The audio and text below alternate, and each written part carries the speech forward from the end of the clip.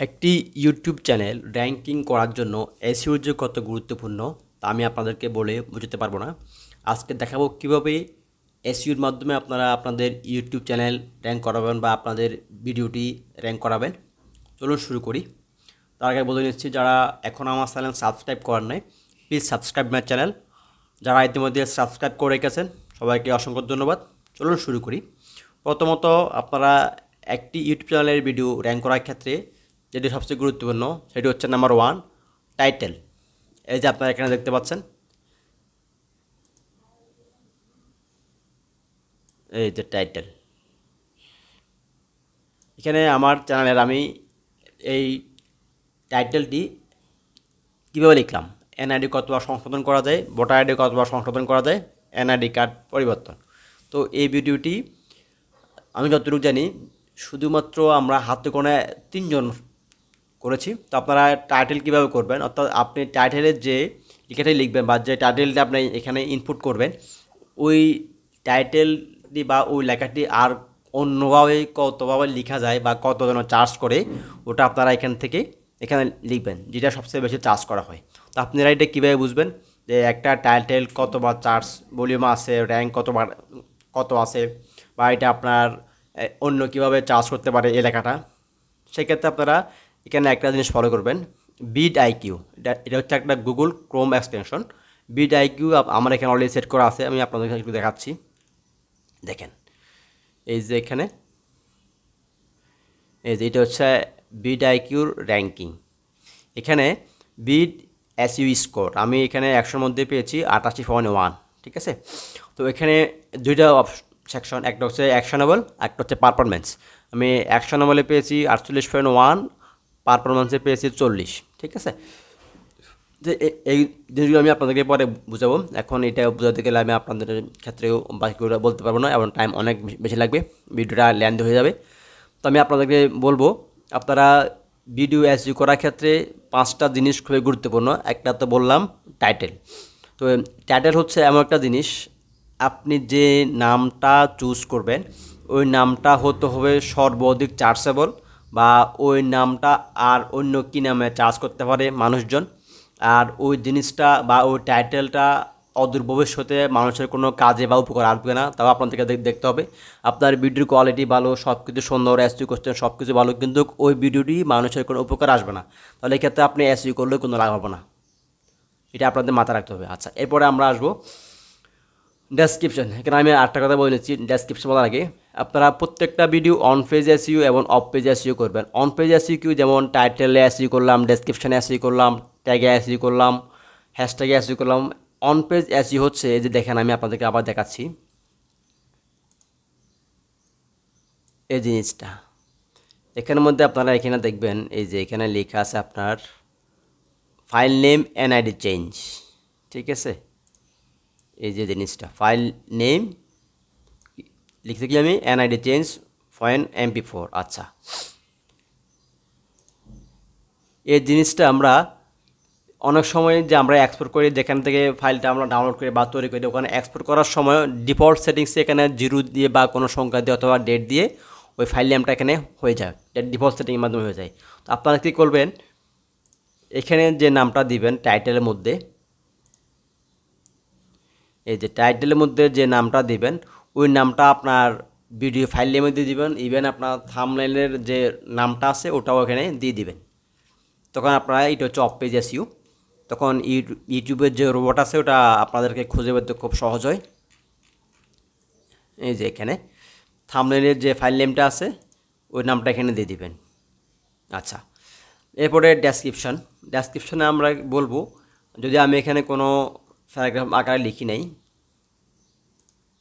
দেখেন আমি কিন্তু কোনো প্যারাগ্রাফ আকারে লিখি না, জাস্ট কিছু কিওয়ার্ড লিখছি। তো আমি আপনাদেরকে বলবো, আপনারা প্যারাগ্রাফ আকারে জাস্ট 3-4টা লাইন এখানে লিখবেন। আর ট্যাগের মধ্যে যে ট্যাগগুলো দিবেন ওই ট্যাগগুলো আপনারা চেষ্টা করবেন ডেসক্রিপশনের প্যারাগ্রাফের মধ্যে লিখতে, তাহলে আপনাদের ভিডিওটা র্যাঙ্ক করার সম্ভাবনা খুবই বেশি। এরপর হচ্ছে হ্যাশট্যাগ। একটা ভিডিও র্যাঙ্ক করার ক্ষেত্রে বা এসইও করতে গেলে হ্যাশট্যাগের যে কত গুরুত্ব এটা আপনাদেরকে বলার সুযোগ নেই, বলা অপেক্ষা রাখে না। এটা আপনারা যারা দেন নাই বুঝতে পারবেন। তবে এখানে আমি আপনাদেরকে একটা কথা বলার কি, title, description, hashtag, file name, tag, এগুলা সব কিছুই ডিপেন্ড করে আপনার ভিডিওটা চার্জেবল ভিডিও নাকি আপনার কী বলে চার্জেসের ভিডিও। কিছু কিছু জিনিস আছে আপনার ট্রেন্ডিং টপিকস, এটা আপনার একদিন 2 দিন 3 দিন এরপরে এখানে আপনি যতই আসি করেন এটা পর আর কোনো কাজ হবে না। আর যেগুলো আপনার মানুষ চার্জ করে দেখে ওগুলোতে আপনার কাজে লাগবে, ওগুলোতে আপনার হ্যাশট্যাগ দিবেন। হ্যাশট্যাগ কি দিবেন? সাপোজ এই যে এখানে এনআইডি কতবার সংশোধন করা যায়, আমি এখানে লিখব হ্যাশট্যাগ, হ্যাশ দিব, এরপরে এনআইডি দিব, যেটা আসে ওটা আপনার এখানে এন্টার দিয়ে হিট করে দেবেন। এখানে সম্ভবত দিই নাই, আপনাদেরকে একটা দুটো করে দেখাচ্ছি। এখানে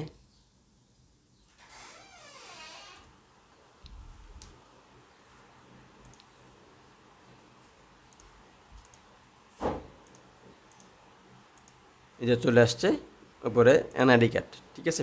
এভাবে আপনারা এগুলো দিয়ে চার্জ করে দেখবেন। তো আমি এখানে আন্ডু চেঞ্জ করে দিলাম।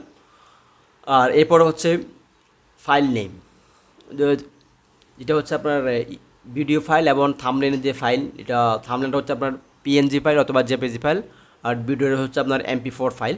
তো এখানে ফাইল নেমের ক্ষেত্রে ডিফল্ট সেটিংয়ের যে নামগুলো আসে, অনেক সময় সংখ্যা বা অনেক সময় ডেট দিয়ে চলে আসে, আপনারা ওই ক্ষেত্রে টাইটেলের নামটা বা অনেকগুলো তো কিওয়ার্ড থাকে, যেমন এখানে অনেকগুলো কিওয়ার্ড আছে, ঠিক আছে।